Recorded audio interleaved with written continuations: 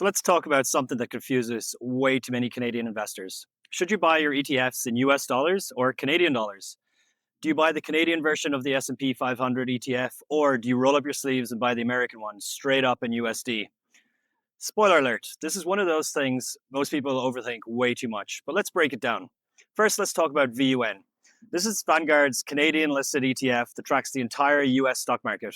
When you buy VUN, you're not suddenly investing in Tim Hortons stock or some dodgy Canadian tech startup. Nope, VUN literally just goes out and buys another Vanguard ETF in the US called VTI, which holds thousands of American companies.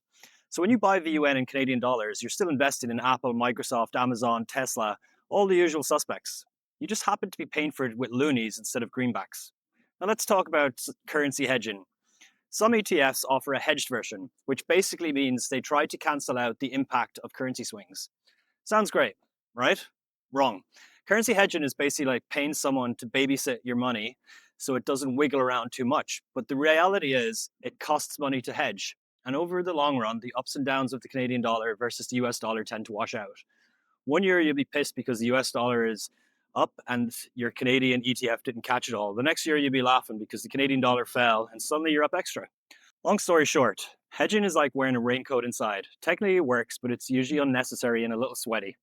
Okay, what about just buying the US ETF directly in US dollars? Like instead of VUN, you go grab VTI in the American Stock Exchange. The advantage, lower fees. VTI's MER is dirt cheap compared to VUN. And you skip the fund of a fund structure that makes Canadian ETFs a little more expensive. The downside, you've got to deal with converting your Canadian dollars into American dollars. And unless you're using something like Norbit's Gambit, which is basically an annoying trick with stock tickers to get around currency conversion fees, your bank is going to absolutely bend you over on the exchange rate. We're talking like 2% or more in hidden fees. That adds up fast if you're moving tens of thousands of dollars.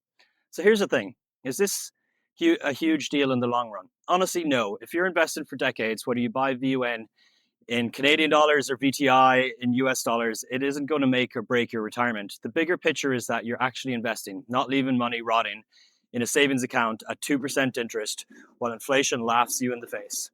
It's not just Canadians who have to deal with the Canadian versus USD mess. Across the pond, UK investors have their own version of it. Instead of loonies, they're buying in pounds. You see ETFs like VUSA, which is Vanguard's UK-listed S&P 500 ETF, or IUSA from iShares. Both give you exposure in US stocks priced in pounds.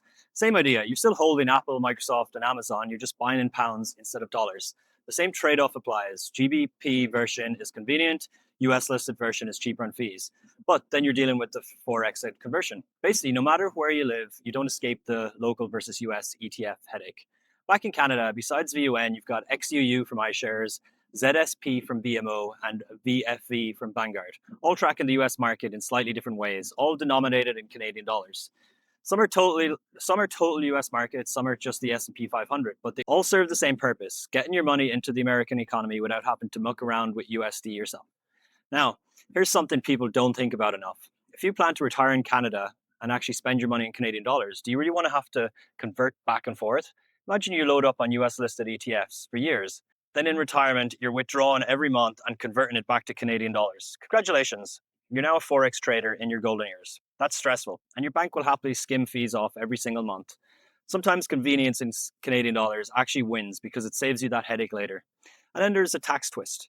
With US listed ETFs inside an RRSP, you actually get to skip the 15% US withholding tax on dividends thanks to the Canada-US tax treaty. That's a nice little bonus. But if you hold those same US ETFs in the TFSA, nope. Uncle Sam takes his 15% cut of your dividends no matter what, and there's no way to claim it back. With Canadian-listed ETFs that just hold US stocks underneath, like VUN or VFV, the withholding tax is baked in at the fund level, and you don't see it directly, but you're still paying it. It's like a sneaky invisible fee that just drags your yield down. So again, which account you're holding this stuff in really matters. Still, here's how I'd look at it.